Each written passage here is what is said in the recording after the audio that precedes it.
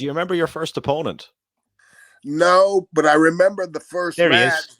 My first match was a TV match, and it was a guy that was an enhancement guy. And it's not, how you doing? It was me. It was me, Mr. Kern.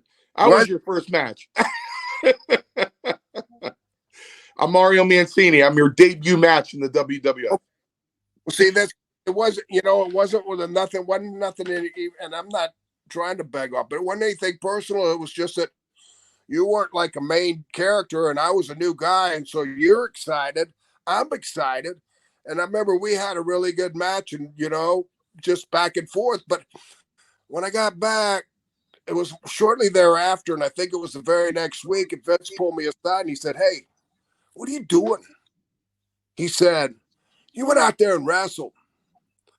And wrestling you, that's what we did. We made a lot of moves back and forth and stuff." And he goes, "You're an alligator poacher out of the Everglades. How do you know how to wrestle?" And so I had to alter my style and try to retard my wrestling.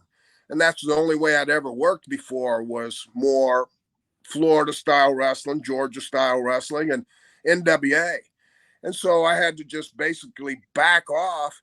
And I mean, I had people that were writing dirt sheets back then saying Steve Kerr must have fell on his head because he doesn't wrestle at all. I'm going like, wait a minute, this is what I'm told to do. And when you're in this business, you don't be creative. You just do your job. No matter what job you get, it doesn't matter. You just, it's like me or Mario. If they'd have come to me and said, "You need to put Mario over tonight," and I'd just say, "Well, how long do you want? And what's he use for a finish?" I mean, because that's business. But, it's like you can't say, okay. I've had people say, "Well, you're never going to be in the Hall of Fame. You didn't win no titles in WWF." I said, "Well, you think that's my fault? I never won a title, and I held over 50. They tell you you're getting the title tonight. That's how you win it.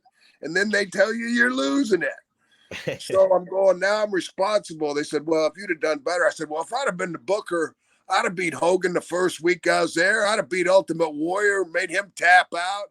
I'd have mowed through Big Boss Man. Undertaker wouldn't have stood a chance, and I'd have been the world champion. But I wasn't the booker." So it's hard to explain to fans sometimes. They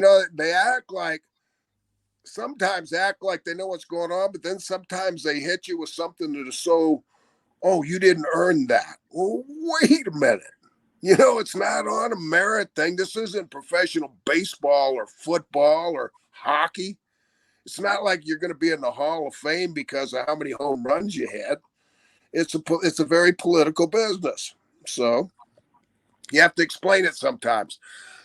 But I wouldn't recognize you in 100 years, Mario. No. I apologize. What? No, don't, Mr. Kern, please. Because both of you guys, I bet I could walk by you in a store and you wouldn't know me either. Well, listen, Don Morocco was one of my closest friends when I was there, because by the time I worked with you, I was already there for 7 years. Kidding. And I was 25 years old in 91. So I broke in 6 weeks after I graduated high school in 84 there. Right. When I was the special guest, surprise guest on Morocco's podcast, and I popped in, he went, "Well, you got old." I went, "Thanks, Don. I appreciate it." But yeah, we all get old. That's here's the thing, Maurice, and I'm not going to take a lot of your time because you have a legend on your show, an absolute legend. Well, thank you. I'm humbled. Well, no, listen, it's funny because guys like me, and he'll tell you, I was on the lowest form of the wrestling food chain, right? Jobber, right?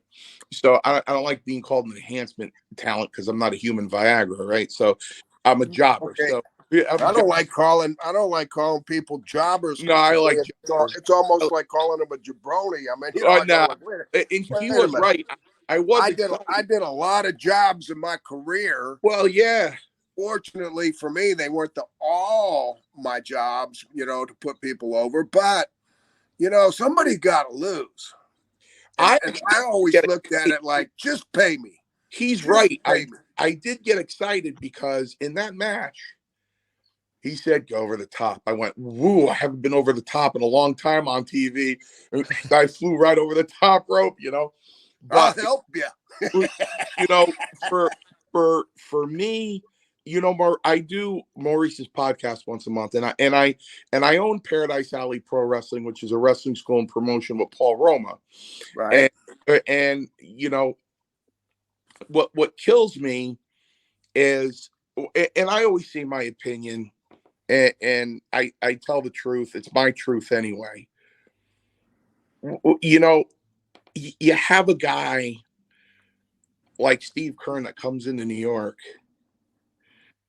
and he's trained by the Briscoes, the Funks, Eddie Graham, Harley Race. Harley Race. I worked with Harley Race. I worked with Terry Funk.